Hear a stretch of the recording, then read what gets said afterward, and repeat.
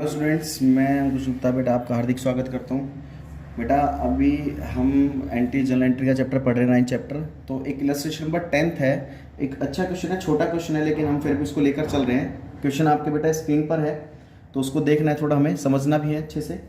तो इसने क्या किया, इलस्ट्रेशन नंबर 10 में है कि generalise the following transaction, generalise the following transaction. तो उसको हमें देखना है कि सबसे पहले क्या क्या रखा है, सोल्ड गुड्स। तो यहाँ पर बेटा डेट मेंशन नहीं है, तो हमने पॉइंट नंबर ए लिख लिया है यहाँ पर। ठीक है, उसने क्या क्या रखा है, sold goods to Harsh for ₹50,000 at 20% trade discount.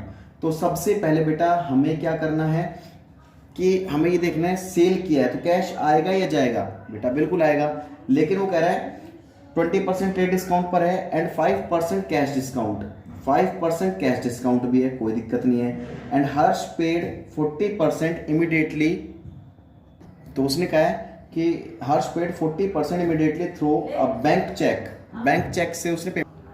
तो बेटा ये जो उसने पूरी ट्रांजैक्शन इकट्ठी दी है, तो आप चाहो तो इसको एक साथ भी कर सकते हैं और चाहो तो आप अलग अलग भी कर सकते हैं।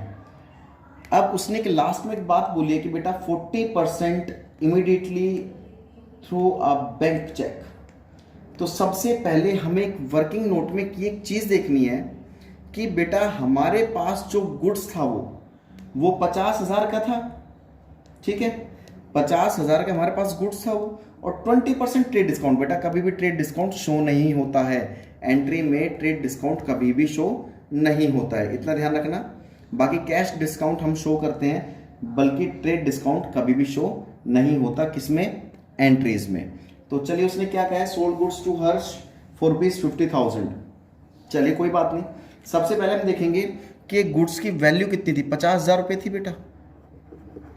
50,000 का 20% घटा दीजिए, 50,000 का 20% कितना हुआ बेटा, 10,000।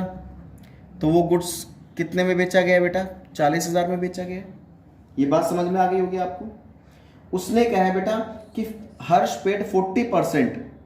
तो जो इसका 40% कितना हुआ बेटा, 16,000।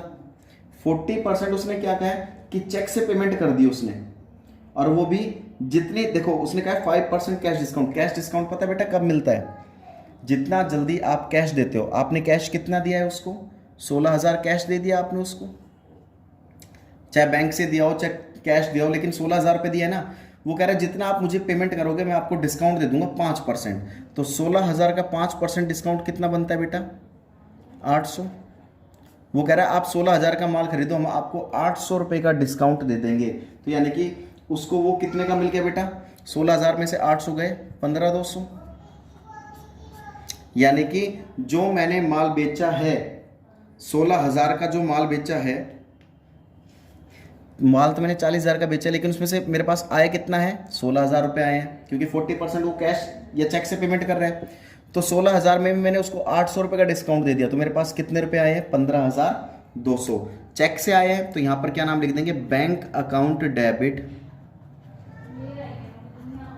कितने से आए बेटा, ये 15,200 से डेबिट। कितना आया हमारे पास, 15,200। हमने बेटा डिस्काउंट कितना दे दिया उसको, discount allow, discount allow debit.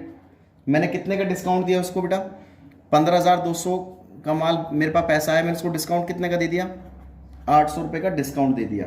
ठीक है, अब 40% तो हमने पेमेंट कर दी थी हाथों हाथ, कितना परसेंट बच गया, अब 60%। तो 40,000 का 60%, यानी कि जो हमने माल बेचा था उसमें 16,000 तुम्हारे पास तो आ लिए, बचे कितने अभी हमारे पास, 24,000 रुपये। तो यहाँ पर यानी कि हम क्या मान लेंगे, बाकी का हमने उधार बेचा है। तो किसको लिख देंगे, हर्ष डेबिट कितने से, 24,000 से। यहाँ पर लिख देंगे टू सेल्स अकाउंट। कितना दिखा देंगे बेटा, पूरा 40,000 क्रेडिट साइड। ये बात समझ में आ गई, क्लियर है यहाँ तक ये बात। इसकी नरेशन आप वही कर दोगे जो आपको पूरी स्टेटमेंट दी है, क्या नाम लिखकर, बीइंग वर्ड यूज करके आप एज इट इज वो ट्रांजैक्शन, जो भी आपकी ट्रांजैक्शन है उसको आप लिख दोगे, ये आपकी नरेशन हो जाएगी। ठीक है, यहाँ तक बात समझ में आ गई। सेकंड वो कह रहा है, सेकंड देखते हैं। सेकंड में उसने एक बात कही है कि cash receive from Ram on behalf of Shyam. मतलब हमें कैश रिसीव होना था राम से, लेकिन देखो कैश आता है तो क्या होगा, मतलब कैश हमारे पास तो कैश आएगा, चाहे वो किसी से भी रिसीव हुआ हो, हमारे पास तो कैश आएगा। और कैश आता है तो क्या करते हैं हम, डेबिट, कैश अकाउंट डेबिट। वो कह रहा है राम से रिसीव होना था लेकिन on the behalf of Shyam. Cash receive from Ram on the behalf of Shyam, sorry Shyam से रिसीव होना था, लेकिन अभी वो हमें रिसीव किससे हो रहा है, राम से रिसीव हुआ है। हमें बेटा उससे कोई मतलब नहीं है कि किससे रिसीव होना है, किससे रिसीव, हम तो ये देखेंगे कि पैसा किसका था, हमें मिलना किससे था, वो हमें मिलना किससे था, cash receive from Ram on the behalf of Shyam, मतलब श्याम से मिलना था, लेकिन वो श्याम के बिहाफ पर हमें मिला किससे, राम से मिला है। तो हम तो ये देखें ना एक्चुअल में हमें मिलना किससे था, टू श्याम। ठीक है, कितने से बेटा, 5000 से। ये 5000 से डेबिट कर दो और 5000 से उसको क्रेडिट कर दो। और नरेशन में क्या लिख दोगे आप, बीइंग वर्ड यूज करके, और फिर आप एज इट इज उसको नरेशन को, जो आपकी स्टेटमेंट दी हुई है क्वेश्चन में, एज इट इज आप उसको लिख सकते हो। लेजर फोलियो का मतलब LF, LF का मतलब क्या होता है बेटा, ledger folio, LEDGERFOLIO। Ledger folio का मतलब क्या होता है, पेज नंबर। जो भी हमारे पेज होते हैं ना, पेज जैसे बुक में पेज होते हैं उनके नंबर होते हैं, तो ऐसे ही लेजर फोलियो को भी हम पेज नंबर बोलते हैं। तो चलिए बेटा इसका टोटल करेंगे हम। हर एंट्रीज का टोटल जरूर करना, दोनों साइड का टोटल इक्वल आएगा आपका। इसका भी टोटल करेंगे तो 45,000 आएगा आपका, इसका भी टोटल करेंगे तो 45,000 आएगा आपका। इसका ये आपका टोटल होता है, ये एंट्री का टोटल कर दीजिए। तो अभी देखो हमने यहाँ पर क्या सीखा, एक चीज़ सीखे यहाँ पर हमने कि हमें ये स्टेटमेंट, ये क्वेश्चन मैं वैसे नोटबुक में तो आप राइट कर चुके होंगे इसको, लेकिन फिर भी मैंने इसलिए बताया क्वेश्चन क्योंकि ये थोड़ा एक हटके क्वेश्चन था और इसको आपको समझना है अच्छे से, आपको समझ में भी आ गया होगा और बिल्कुल अच्छे से पढ़ना है एंट्रीज को। ठीक है, और मैं कुछ एक क्वेश्चन दे रहा हूँ आपको लिखने के लिए, एक इलस्ट्रेशन नंबर 12 दे रहा हूँ और बेटा 13 दे रहा हूँ। ये दो क्वेश्चन मैं आपको दे रहा हूँ फेयर नोटबुक में करने के लिए, और ये फिर मैं नेक्स्ट डे मैं आपको समझा दूंगा। और ये आपको अच्छे से पढ़ना है, समझना है। और फिर भी बेटा कोई दिक्कत आती है, आपको नहीं समझ में आता, तो आप हमसे कांटेक्ट करके पूछ सकते हो। कई बच्चे बिल्कुल भी नहीं पूछते हैं, और अभी तक एटलीस्ट किसी बच्चे ने एक भी प्रॉब्लम मुझसे नहीं पूछी है। तो बेटा ये अकाउंट्स हैं, पूछना तो बनता है, प्रॉब्लम तो आती है, तो प्रॉब्लम आती है पूछा करो हमसे।